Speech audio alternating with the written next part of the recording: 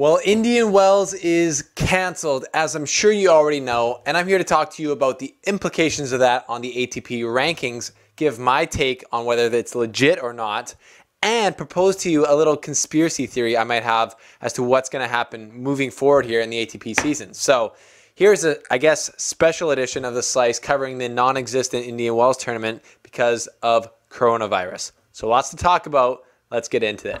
So I don't have many bagels. Welcome to The Slice. Welcome to The Slice. Welcome to The Slice.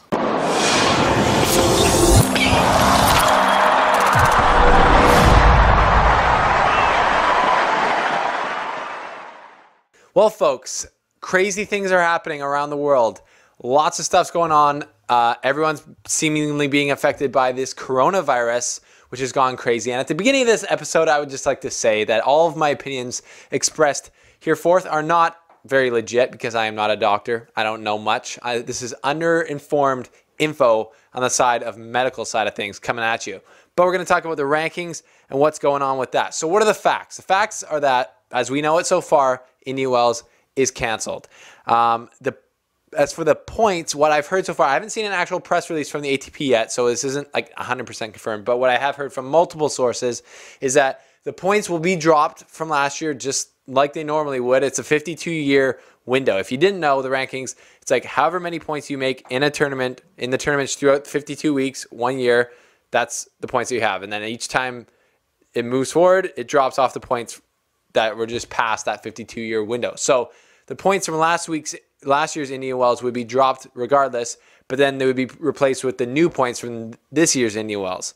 This Indian Wells isn't happening, so there's just not going to be any new points. There's basically just going to be less points on the ATP Tour. So yes, this is going to affect some players differently. The top 5 rankings won't change, but it's obviously like Dominic Thiem won the tournament last year, so he's going to lose his 1,000 points.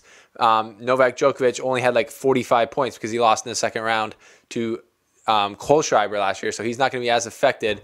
Nadal's going to drop a little bit because he was in the semifinals, and it kind of affects Nadal because he could have potentially overtaken Djokovic in this tournament if he had won and Nadal or Djokovic had not made it to the semifinals.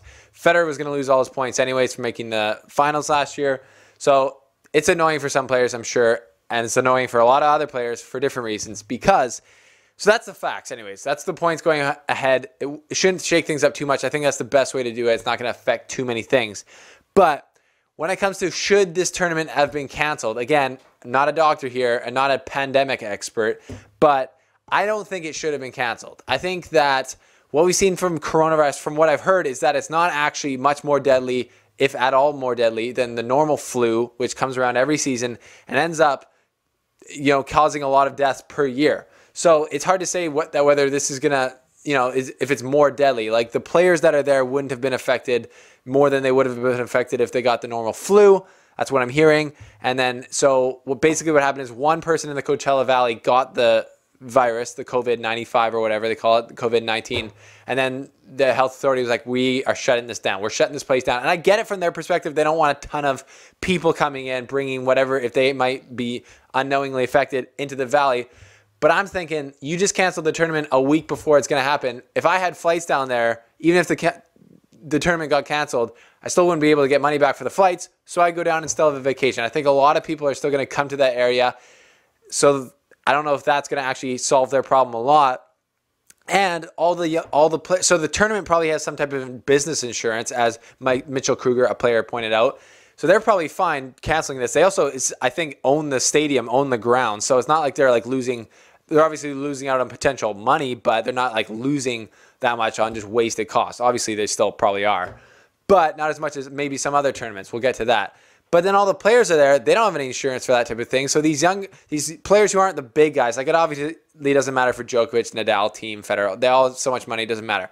But for these younger guys who are barely scraping by, they still got there, and they're not getting that money back. So you better believe they're hurting, and this really sucks for them. So I feel bad for all those players, and I see their point where they're like, we could just play in an empty stadium, which is, well, okay, yeah. So before we get to my conspiracy theory, which I might have just given away, going forward, if we cancel tournaments, isn't this just going to be way worse? Like Indian Wells is probably one of the least affected places on the tour. Like Miami has apparently more cases of coronavirus in the area, which they're still playing, by the way. They made a press release saying we are still planning to go ahead with it. And then, you know, they got the Rome tournament in Italy, et cetera, et cetera. I'm assuming what's going to happen is Miami is probably going to go ahead like normal because, I was there last year. I don't know about our press pass this year. I haven't really looked into it. Not really in the books because we went to Delray Beach.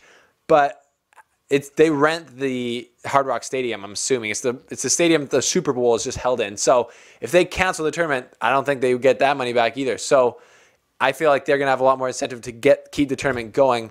And it's also like, you just tell people stay home if you're sick. Don't come if you're sick. It's kind of like the normal thing. Like if you're sick, please don't come to an event and get everyone else sick. But people are still going to. But people could still get sick not coming to the Miami Open either. It doesn't really change things for them, I feel like, in my, again, uneducated opinion. So the players should go. The tournament should happen.